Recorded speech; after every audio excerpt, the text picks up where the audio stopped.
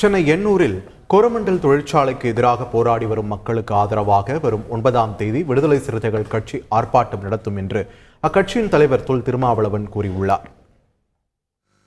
சார்ந்த பொதுமக்களின் இருப்பிடத்திற்கான போராட்டம்.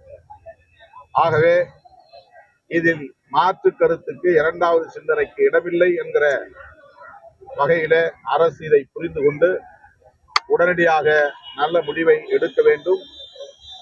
இந்த மக்களின் கோரிக்கையை ஏற்க வேண்டும். இந்த உர தொழிற்சாலையை மூட வேண்டும் என்று விடுதலை சிறுத்தைகள் வலியுறுத்துகிறது. வருகிற 9ஆம் தேதி எண்ணூரிலே விடுதலை சிறுத்தைகள் கட்சியின் சார்பில் இதே கோரிக்கையை வலியுறுத்தி ஆர்ப்பாட்டம் நடைபெறும். இந்த பிரச்சனை குறித்து மாண்புமிகு முதல்வரின் கவனத்திற்கு விடுதலை சிறுத்தைகள் கட்சியின் சார்பிலே கொண்டு செல்வோம். செய்திகளை உடனுக்குடன் தெரிந்து கொள்ள உடனே சப்ஸ்கிரைப் பண்ணுங்க.